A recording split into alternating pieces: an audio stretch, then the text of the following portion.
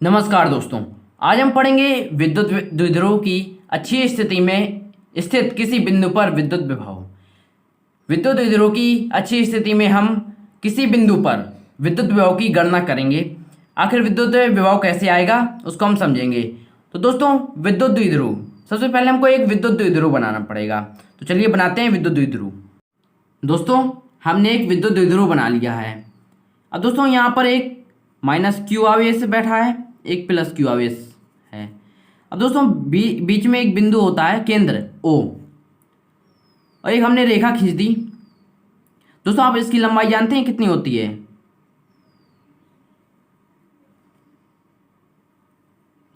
इसकी लंबाई कितनी यहां से यहां तक होती है L। बहुत ही बारीकी से मैं दोस्तों आपको समझाऊंगा, टेंशन ना ले बिल्कुल। तो ये पूरी कितनी होगी दूरी? 2L हो गई। इतना आपको याद रखना है, 2L। अब दोस्तों, हम केंद्र से एक R दूरी पर एक बिंदु लेंगे। केंद्र से R दूरी पर हम एक बिंदु लेंगे जिसका नाम होगा P। हमने एक बिंदु P लिया और केंद्र O है, O से हम R दूरी पर ले रहे हैं। O से R दूरी पर एक बिंदु P हमको लेना है। और बिंदु P पर अब हमको क्या करना है? बिंदु P पर विद्युत विभव की गणना करनी है, अर्थात ये अच्छी स्थिति है। अब दोस्तों आप देखिए, ये अच्छी है, हमको अच्छी स्थिति पर निकालना था, तो ये अच्छी स्थिति है। देखिए, अच्छी स्थिति होती है और ये निरच्छी स्थिति होती है। तो हमने अच्छी स्थिति पर एक बिंदु ले लिया P, ठीक है, एक्स अच्छे इसको कहते हैं। हमने अच्छी स्थिति पर एक बिंदु P ले लिया है और जो R दूरी पर है, और हमको बिंदु P पर विद्युत विभव की गणना करनी है। जैसा कि दोस्तों इसमें कह रहा है, देखिए क्या कह रहा है, विद्युत द्विध्रुव की अच्छी स्थिति में। तो ये विद्युत द्विध्रुव हमने बनाया पहले और एक अक्ष बना दिया। अच्छी स्थिति में स्थित किसी बिंदु पर, यानी कि अच्छी स्थिति में स्थित किसी बिंदु P पर विद्युत विभव की गणना करेंगे हम। दोस्तों चलिए करते हैं। दोस्तों, अगर मैं आपसे एक क्वेश्चन करूं कि आप पढ़ क्यों रहे हैं, आप पढ़ क्यों रहे हैं? नंबर के लिए, आपके अच्छे नंबर आ जाएं इसलिए आप पढ़ रहे हैं। तो आप अच्छे नंबर कैसे ला सकते हैं?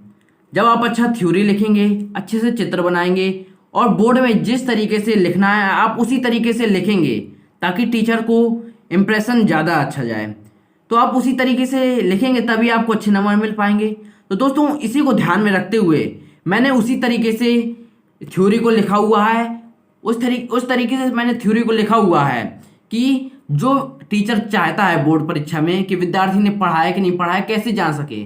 तो मैंने उसी तरीके से लिखा है, उसी तरीके से आपको समझाया है। दोस्तों, आपको उसको फॉलो करना है। हर वीडियो में मैंने उसी प्रकार से थ्योरी लिखी है जिस तरीके से बोर्ड में आपको लिखनी चाहिए। तो दोस्तों, आपने चित्र में क्या समझा है ये आप देखिए। आपने चित्र में विद्युत द्विध्रुव को समझ लिया और अच्छी स्थिति में बिंदु P पर विद्युत विभव ज्ञात करना है। माइनस Q और प्लस Q के बीच की दूरी 2L है और इसके केंद्र बिंदु O से बिंदु P की दूरी R है। जो दोस्तों आपने चित्र में समझा है उसी को आप नीचे लिखिए। देखिए, माना कोई विद्युत द्विध्रुव जिसमें माइनस Q व प्लस Q आवेश 2L दूरी पर स्थित है, 2L दूरी पर स्थित है। इसके मध्य बिंदु O से, इसके मध्य बिंदु केंद्री होता है। तो मध्य बिंदु O से अच्छी स्थिति में, मध्य बिंदु O से अच्छी स्थिति में, अच्छी है ये, अच्छी स्थिति में R दूरी पर कोई बिंदु P है, R दूरी पर कोई बिंदु P है जहां पर विद्युत विभव ज्ञात करना है। तो चलिए ज्ञात करते हैं। अब दोस्तों मैं आपसे कहूं, यहां पर माइनस Q आवेश है, यहां पर प्लस Q आवेश है। तो अगर मैं आपसे कह दूं माइनस Q आवेश के कारण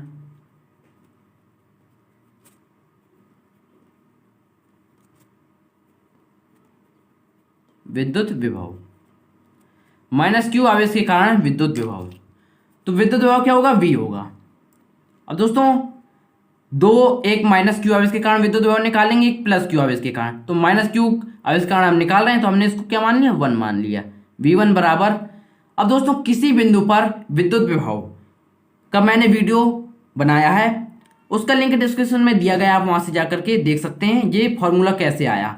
तो किसी बिंदु पर विद्युत विभव की गणना कैसे करनी है उसका वीडियो है, आप देख सकते हैं। तो V1 बराबर, अब देखिए माइनस Q है, माइनस Q आवेश के कारण विद्युत विभव। तो दोस्तों जो माइनस Q आवेश है वो किसी बिंदु पर है ना, तो उसी बिंदु आवेश के कारण विद्युत विभव निकालेंगे। लेकिन यहाँ पर माइनस है तो हम क्या करेंगे, अब देखिए V1 बराबर हो जाएगा 1/4πε0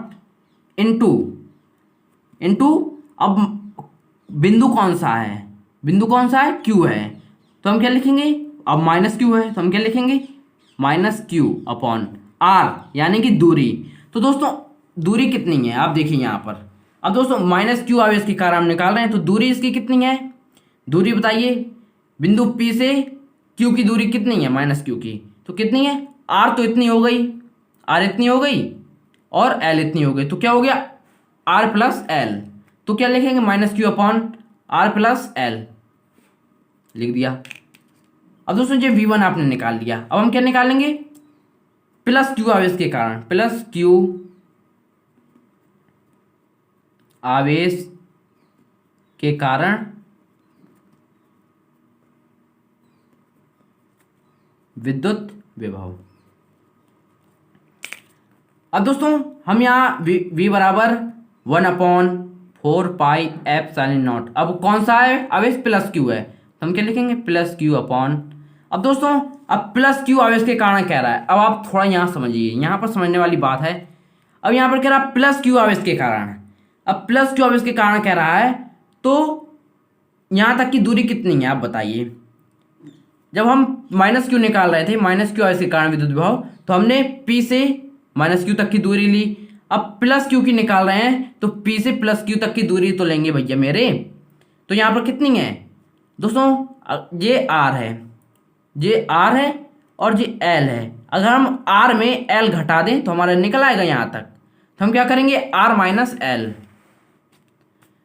+Q/R - L। अब दोस्तों क्या करेंगे हम, अब हम बिंदु P पर कुल विद्युत विभव हमको निकालना है, तो वही तो निकाल रहे हैं। बिंदु P पर कुल विद्युत विभव क्या होगा, कुल विद्युत विभव हमको निकालना है, तो V बराबर V1 + V2 होगा। तो V बराबर V1 कितना है मेरे भाई, यहाँ पर V2 लिख लीजिए, V1 वह है तो V2 ये है। तो V1 कितना है, V1 है 1 कितना है, 1/4πε0 है इंटू -Q/R + L, तो -Q/R + L प्लस V2 कितना है, 1/4πε0 इंटू Q/R - L। अब दोस्तों आपको यहाँ पर कुछ कॉमन दिख रहा है, मुझे तो भाई दिख रहा है, आपको पता नहीं आपको दिख रहा है कि नहीं। तो यहाँ पर कॉमन क्या है, 1/4πε0, 1/4πε0। अब यहाँ पर दोस्तों हमने क्या कॉमन लिया, 1/4πε0 कॉमन ली, लेकिन आपको एक चीज़ और कॉमन दिख रही है, क्या है, Q आपको कॉमन दिख रहा है, तो आप Q का कॉमन ले लीजिए। आपने Q कॉमन ले लिया तो क्या यहाँ पर बचा, -1 बचा अपॉन R + L, अब Q/4πε0 चला गया तो 1/R - L। अब दोस्तों हम क्या करेंगे, अब हम R + L और R - L का, दोस्तों आप पेन और कॉपी लेकर बैठे हैं, अब हम क्या करेंगे, R + L और R - L का एलसीएम लेंगे। चलिए करते हैं एलसीएम। अब इसका कॉमन हम लेंगे, V बराबर Q/4πε0, हमने इसका कॉमन ले लिया, R + L R - L। अब दोस्तों R + L से R + L कटा तो R - L का मल्टीप्लाई ऊपर हो जाएगा, तो -R - L, R - L का R - L से कट्टम कट, और R + L का मल्टीप्लाई ऊपर हो जाएगा, आ जाएगा R + L। अब दोस्तों यहाँ देखिए V/Q/4πε0, अब यहाँ से हम काट रहे हैं, -R हो गया और माइनस के अंदर minus, plus L + R + L।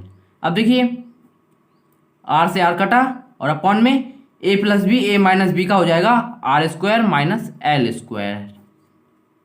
ठीक है दोस्तों, Q/4πε0 तो क्या होगा, 2L होगा यहाँ पर, तो 2L/R R square minus L square. अब दोस्तों v बराबर 2QL 4 pi epsilon naught R square minus L square. दोस्तों ये 2QL क्या होता है? विद्युत द्विध्रुव आघूर्ण होता है।